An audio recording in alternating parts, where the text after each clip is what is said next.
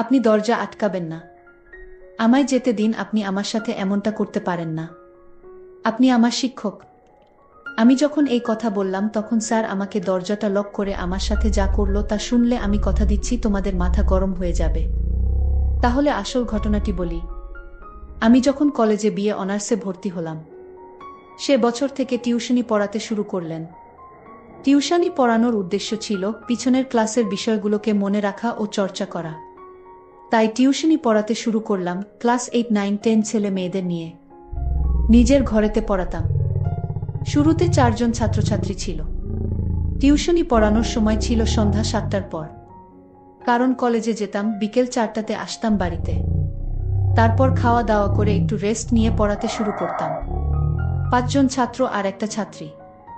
শাকিল আর অজয় ইন্টারে পড়ত, আর অন্তরা পড়ত ইন্টার সেকেন্ড ইয়ারে। আসল কথায় আসি, প্রতিদিনের মতো পড়াতে পড়াতে অন্তরা প্রতি আমার এক অন্যরকম অনুভূতি কাজ করত। আমি অন্তরার দিকে তাকিয়ে থাকতাম, তার সৌন্দর্য দেখতাম। আমি যতবার অন্তরাকে দেখি ততবার আমার মনের ভিতর অন্যরকম অনুভূতির সৃষ্টি হয়। অন্তরা যেদিন প্রাইভেট পড়তে আসতো না, আমি সেদিন কাউকে পড়াতাম না, ছুটি দিয়ে দিতাম। কারণ অন্তরাকে ছাড়া আমার পড়াতে ভালো লাগতো না। অন্তরা দেখতে অনেক সুন্দরী। অন্তরার বাবা মা আমাকে বিশ্বাস করে আমার কাছে পড়াতে দিয়েছে। অন্তরার প্রতি আমার মায়ার সৃষ্টি হলো। তাকে কিভাবে পাওয়া যায় সেই চিন্তা আমার মাথায় সবসময় ঘুরপাক খাচ্ছে। অন্তরা আমাকে দাদা বলে ডাকত। আমাকে বল, দাদা আজ ইংলিশ পড়াটা করে আসেনি। কথাটা শুনতেই আমি প্রচণ্ড রেগে গেলাম। ও আমার চোখে মুখে তাকিয়ে ভয় পেয়ে গেছিল, আমি বুঝতে পারছিলাম। তখন আমি বললাম, সবাইকে পড়াটা দেখিয়ে দেখিয়ে দেওয়ার পর তারপর তোর শেষের দিকে ব্যবস্থা হবে। সেদিনকে আমি খুব রেগে গিয়েছিলাম, কারণ সেদিন কলেজে আমার বন্ধুরা আমার গার্লফ্রেন্ড নেই বলে সবার সামনে অপমান করেছিল। সেদিন সবাইকে ছুটি দিয়ে দিয়েছিলাম, শুধু অন্তরা একা বসেছিল। তখন প্রায় 8:30 বাজে। আমি ছুটি দিই সাধারণত সবাইকে 10টা বা 10:30। সেদিন সবাই প্রায় পড়া শিখে এসেছিল, তাই সবাইকে ছুটি দিয়ে দিয়েছিলাম। বসেছিল শুধু অন্তরা। অন্তরা আমার মুখের দিকে তাকিয়ে চুপচাপ চোখের জল ফেলতে শুরু করলো। তখন আমার রাগ ঠান্ডা হয়ে গেল। কান্নাকাটি দেখে ওকে আমি সেদিন বই নিয়ে বাড়িতে চলে যেতে বললাম। আরও একটা কথা জানিয়ে রাখি, ওর সামনে মাসে ফাইনাল পরীক্ষা বলে সোমবার করে একটু বেশি সময় ধরে পড়াতাম। বলে রাখি, অন্তরা একটি যুবতী কন্যা, দেখতে অনেক সুন্দরী ছিল। আমি যখন ঘরে পড়াতাম তখন আমার ঘরে কেউ ঢুকত না যতক্ষণ না পড়ানো শেষ হতো। সোমবার বলে সেদিন আমি নিজের বিছানায় ঘুমাচ্ছিলাম। আমি যখন ঘুমাই, আমার ফোনের অ্যালার্ম বাজতেই হঠাৎ আমার ঘুম ভেঙে গেল। দেখি অন্তরা আমার পাশে দাঁড়িয়ে। আমি অন্তরাকে বললাম, তুই দাঁড়িয়ে আছিস? আমাকে ডাকিসনি কেন? তুই এতক্ষণ দাঁড়িয়ে থেকে কি দেখছিলি, সত্যি করে বল।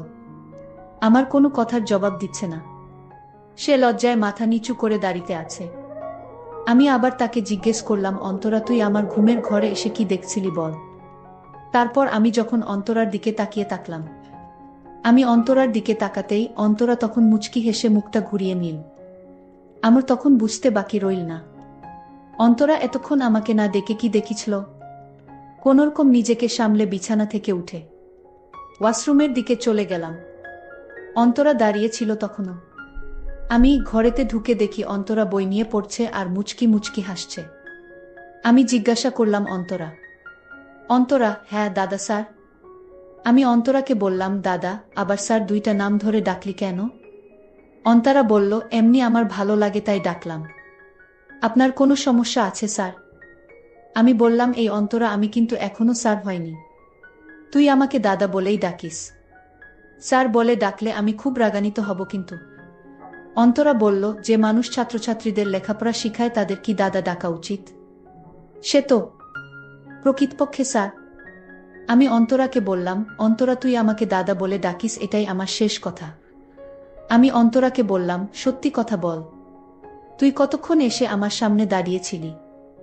অন্তরা বল, বেশিক্ষণ না দাদা। আমি বেশিক্ষণ দেখিনি। আমি বললাম, কি বললি? না দাদা, কিছু না। আমি কিছু বলিনি। আমি বুঝতে পারলাম ও কথা ঘোরানোর চেষ্টা করছে। আমার আর এটা বুঝতে বাকি রইল না, ও অনেকক্ষণই এসে আমার পাশে দাঁড়িয়েছিল। আমি বুঝতে পারলাম অন্তরা কি দেখেছিল। আমি কথা না বাড়িয়ে অন্তরাকে জিজ্ঞেস করলাম, অন্তরা, পড়া ভালো করে শিখে এসেছিস? আর একটা কথা আপনাকে জানিয়ে রাখি, আমি একটা ড্রেসিং টেবিলে পড়াই। আমি অন্তরাকে বললাম, তোর বইটা বার কর আর পড়তে শুরু কর। কিছুক্ষণ পর তোর পড়া ধরব। অন্তরা, ঠিক আছে দাদা। আমি অন্তরাকে বললাম, আজ যদি পড়া ভালো করে আদায় না করতে পারিস তাহলে তোরে আজ কঠিন শাস্তি দিব। আমি বুঝতে পারছিলাম অন্তরা আজ ভালো করে পড়া শিখে আসে নাই, আর পড়াতে তেমন মন নেই। অনেকক্ষণ ধরে দেখছি ও বই বের করে পড়ছে না, কিন্তু অন্তরা আজ এমন করছে কেন? আমি অন্তরাকে বললাম, অন্তরা, আজ যদি পড়া ঠিকঠাক মতো আদায় না করতে পারিস তাহলে আজ তোর কপালে দুঃখ আছে। অন্তরা বলল, ঠিক আছে স্যার, পড়া না পারলে আপনি আমাকে যে শাস্তি দিবেন সেই শাস্তি মেনে নিব। আমি ওকে বললাম, কিরে অন্তরা, পড়া দিবি না? অন্তরা কোনো কথার উত্তর দিল না। আমি আবার বললাম, কিরে তুই পড়া দিবি না? অন্তরা আটকে উঠল আর বল, কি দাদা? আমি আবার বললাম, পড়া দিবি না? অন্তরা বলল, দাদা, আমার কেমন হচ্ছে? আমি সবই বাড়ি থেকে মুখস্থ করে এসেছিলাম, কিন্তু কেন জানি না আমার সব উল্টপাল্ট লাগছে। আমি ওকে বললাম, আমার পাশে আয় বইটা নিয়ে। অন্তরা বলল, কেন দাদা? ও আমাকে বলল, আরে তুই আমার কাছে আয়, তারপর বুঝতে পারবে। অন্তরাও ভয়ে ভয়ে বইটা আমার পাশে নিয়ে আসলো। আমি অনেকক্ষণ ধরে দেখছি তুই চুপচাপ হয়ে আছিস, পড়ায় কোনো মন নেই তোর। ওকে জিজ্ঞাসা করলাম, কি হয়েছে তোর? অন্তরা মাথাটা নিচু করে আমাকে বলল, কিছু হয়নি দাদা, আমি ঠিক আছি।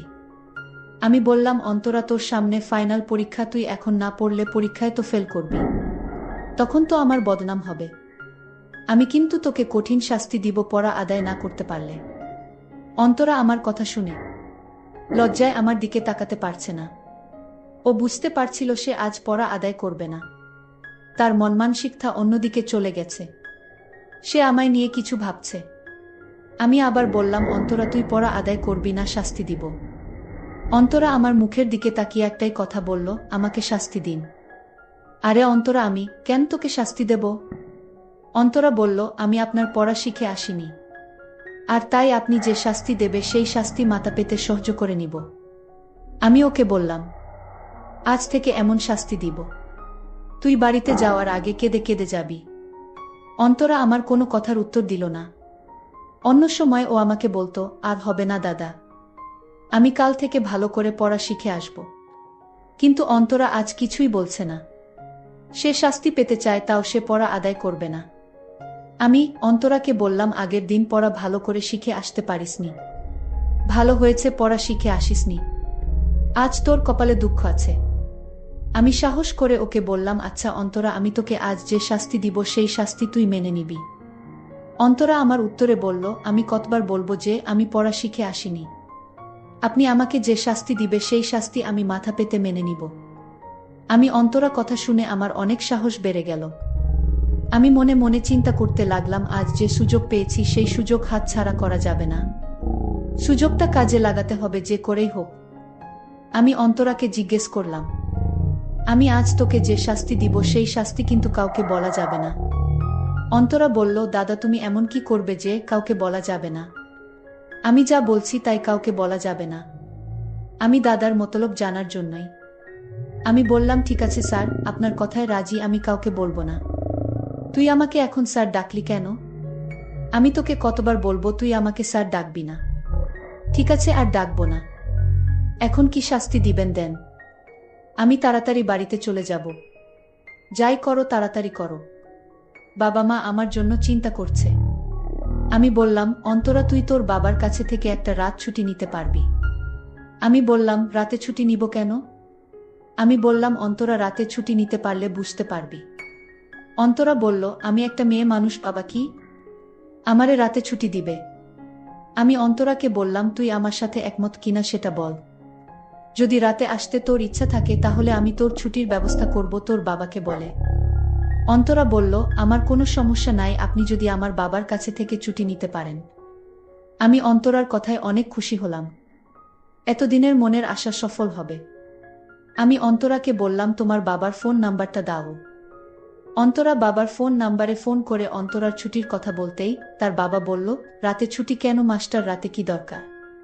আমি তার বাবাকে বললাম, সামনে তো পরীক্ষা আমার, তাই ভাবছি সপ্তাহে রাত 12টার পর থেকে প্রাইভেট শুরু করব। কারণ 1 মাস যাবত আমার পরীক্ষা চলবে। আর তাই সিদ্ধান্ত নিলাম সপ্তাহে 2 দিন এই 1 মাস রাত 12টা পর থেকে প্রাইভেট পড়ানো শুরু করব। আপনি যদি অন্তরাকে আমার দেওয়ার সময়ে পাঠাতে পারেন তাহলে আমি পড়াতে পারব। আমি জানতাম অন্তরার বাবা রাজি না হয়ে উপায় নাই, কারণ এই এলাকায় প্রাইভেট টিচার নাই। আর আমার মতো কেউ এত ভালো করে পড়াতে পারে না। আমার এলাকায় মোটামুটি ভালো একটা সুনাম আছে। আর তাই অন্তরার বাবা বলল, ঠিক আছে মাস্টার, তোমার যেভাবে সুবিধা হয় ঠিক সেই সময়ে পড়াও, কিন্তু আমার মেয়ে যেন ভালো রেজাল্ট করে। এটা আপনার বলতে হবে না, এটা আমার উপর ছেড়ে দেন। অন্তরার বাবা অন্তরাকে ছুটি দিল, মানে রাতে পড়বে আমার ঘরে। আর সেই খুশিতে আমার নাচতে ইচ্ছা করছে। আমি অন্তরাকে বললাম, অন্তরা, তোর বাবা রাজি হয়েছে, তোকে আজ থেকে রাতে পড়তে হবে।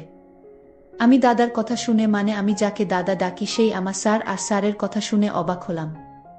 আমার মাথায় কিছুই চিন্তা করতে পারছি না। আমার মাথায় কোনো কাজ করছে না। দাদা রাতে ছুটি নিল কেন? অবশ্যই আমার তা জানতে হবে। আমি দাদাকে বললাম, দাদা আমি রাতে আসতে পারবো না।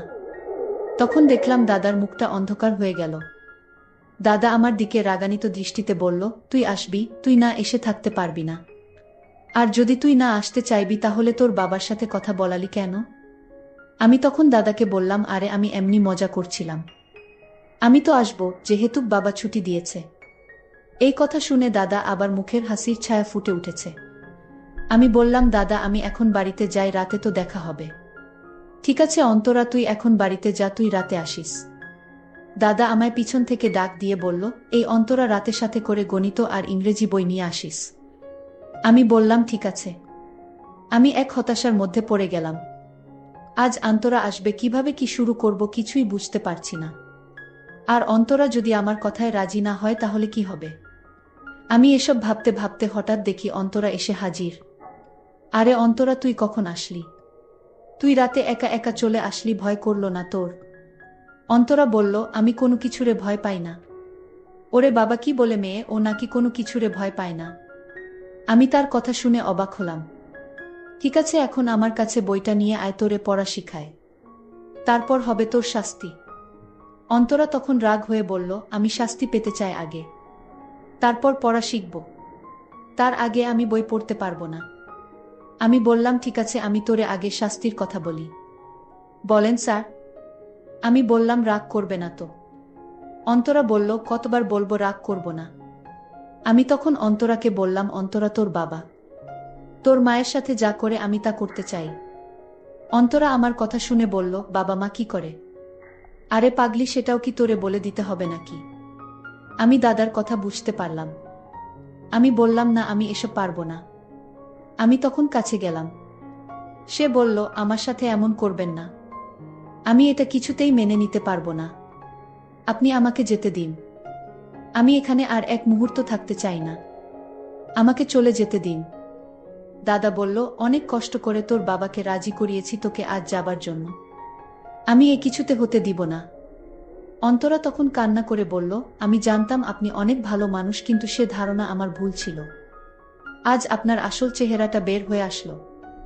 আপনি এত সম্মানী মানুষ, আর আপনি এমনটা করতে পারেন না। আমি লক্ষ্য করলাম অন্তরা খুব রাগান্বিত হয়ে গেছে। আমি তখন সান্ত্বনা দিয়ে বললাম, ঠিক আছে, আমি কিছু করব না, কিন্তু আমার একটা কথা রাখতে হবে। অন্তরা বলল, কি কথা আগে শুনি। সে বলল, আমরা দুইজনে আজ একসাথে নুডলস খাবো, আমি নিজের হাতে রান্না করেছি। অন্তরা বলল, না আমি খাবো না। এই কথা বলতেই দাদা ঘরের দরজা আটকিয়ে দিল। তারপর বলল, যদি নুডলসটা না খাস তাহলে আমি তোকে যেতে দিব না। আমার পেটেও ভীষণ ক্ষুধা ছিল, আর তাই আমি তার হাতের রান্না করা নুডলসটা খেয়ে নিলাম। নুডলস খাওয়ার পর আমি আর কিছুই বলতে পারবো না। আমি সকালে বুঝতে পারলাম আমার মূল্যবান সম্পদ চুরি হয়ে গেল। দাদা আমার মূল্যবান সম্পদ চুরি করে নিল। বন্ধুরা, আমি তোমাদের হাসি খুশি রাখার জন্য কষ্ট করে গল্প তৈরি করি।